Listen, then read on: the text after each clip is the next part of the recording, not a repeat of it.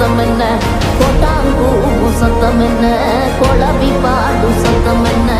ஒத்தையில காகமுன்னு ஓங்கி கரையும் சத்தம் என்ன, ஊழையிடும் நரியோட ஓயா கவலை சத்தம் என்ன.